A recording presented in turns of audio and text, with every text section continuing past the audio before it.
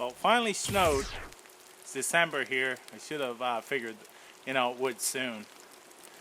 It was freezing rain the other night, plus we got about 2 inches of snow. Everything out here, all the wood's covered with snow and ice. It's going to be fun. I'm going to have to do a lot of wood processing, splitting, cutting it with a saw, splitting it down to get into that dry wood. What I brought out today is basically, this is my bedroll. It's a Canadian Army surplus Bivy bag plus the two Army sleeping bags in here. And it's in this waterproof case as well. But I've got 2 of my redneck, resourceful redneck saws, the 18-inch and 24-inch. Got just this is a closed cell foam. It's 3/8 of an inch thick. I've used this on the snow before. And I've got a little poly tarp 6x8. That's going to be my sleep system. So I've got that tonight. I brought out, the only knife I brought out was the Jessica X. I brought this out because I'm going to do a lot of, processing wood. With this, it gives me the length I need to baton some pretty big pieces of wood. So that's why I brought this. Plus, I can still, use it for fine tasks, anything I need out here. I've carved a spoon. I have a video of that with this knife. So I thought it was a good choice because I can chop with it. I can do lots of wood processing and do the fine, chores that I need. Last thing is I didn't want to bring out a big backpack. I don't normally carry much in it, so why bring it? So I brought this out. It's a butt pack from One Tigress. Now in this I have everything I need. I'm going to get it off here. And more, actually. I've got a pot in here. I've got my food in here. I've got my cordage. This is eating utensils plus some bandanas for cleaning my pots and such. Water filter. Got many things in this item. And then I have my flare gun as well for signal or defensive need be. So I've got everything in this kit. That's the way I came in today. No backpack or anything. Slung this on my back, put straps around, and this over my shoulder. And then I have the bedroll. So I think I'm going to sleep underneath the stars if it stops dripping. So I'll talk to you in a bit. So here it is. This is what my setup's going to be actually. I decided to put a tarp up. I keep this tarp out here underneath my raised bed just so if I want to use it, it's out here. I'm not going to be able to sleep underneath the stars because it's basically the same thing as raining right here. I would get totally soaked. And this is hypothermic conditions. It's going to be around freezing. You don't want to get wet. So I'm going to get some firewood right now and try to dry out some of my gear that's already gotten wet. But that's home for tonight, and that will keep me nice and dry. Out here, as you can see, all this is covered in snow. Where do you find dry wood? This here is on a 45-degree angle. That is a good start. If you look for trees that are on a 45, the water hits here, runs down, and drips off. The underneath of a lot of these trees are a lot drier than up here. Straight standing is another good way to find dry wood. Ones that are straight up, because water will hit the outside and run down through. But underneath here, it's probably dry. Now this here is also thick enough. Now I'm not sure how rotten it is until I get into it, but it's thick enough that the interior is going to be fine. It will be wet maybe to the first inch all the way around.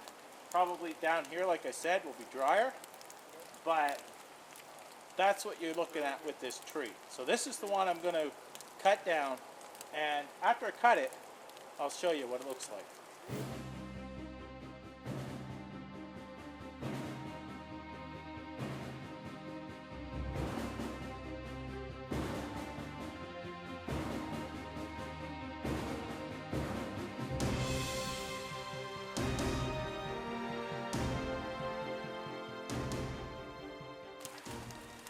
just sawed off this piece. You can see side here is all damp. That side though, she's getting drier. And even this, I put it to my lips, it don't feel bad. That will burn. Gotta chop this all up and get it ready to burn. I'm bucking this up there now and you can see a lot drier. Both ends. I'm going to keep going down. It's going to get drier and drier. But that's where you get your dry wood when it's like this outside.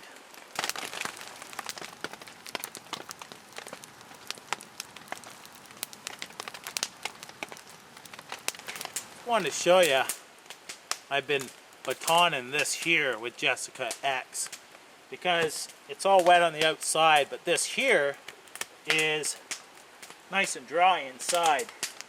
So, and it's not very, it's full of knots and such, but this here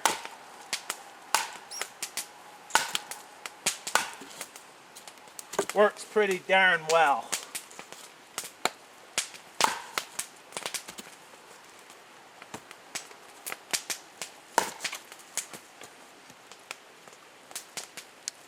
Nope, not quite yet.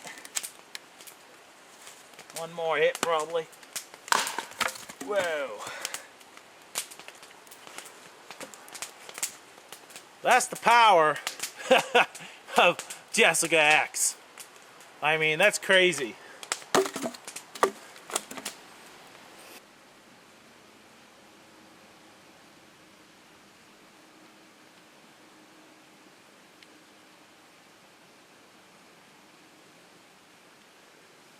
That's what I'm waking up to this morning. Looking out through my shelter. You can see how cold it was.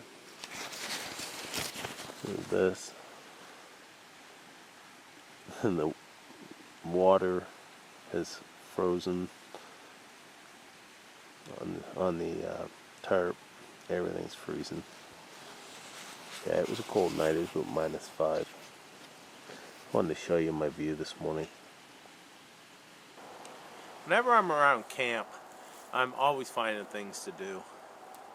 Last night, I went out, got a little bit of fur, and I started carving this here. This is just a spatula kind of deal.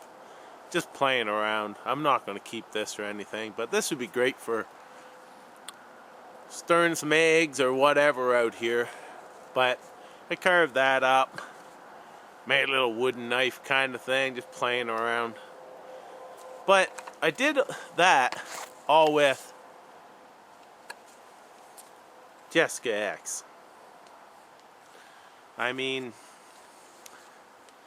this actually works pretty good. It's a heavy knife, it really is. And I mean, I've carved all this and stuff, and I was all right. No hand fatigue or anything like that. But you can use a knife like this to get those fine tasks done as well. You know, this thing works pretty good. It really does. So if I'm out in the bush and I don't have, you know, small knife and such, I grab the tool that I have and that's what I use. I think that's what makes me proficient in a lot of different knives, is I'm used to using a knife, different sizes and so on, to do any task that I need out in the bush. Anyhow, this here works pretty good. I'm glad I brought it.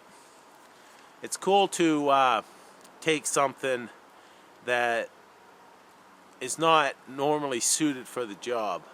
You know, I brought this out as a one-tool option for everything I need.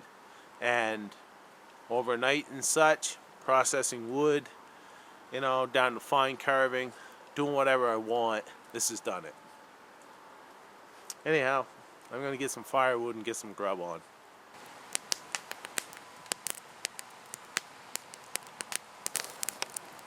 Out here just wandering around there now. looking for tracks and such. I've seen a couple bunny tracks. Gonna wrap this up here. I'm gonna play around the bush and stuff for a couple more hours before I head out. But it's nice to come out into an environment where everything's soaked.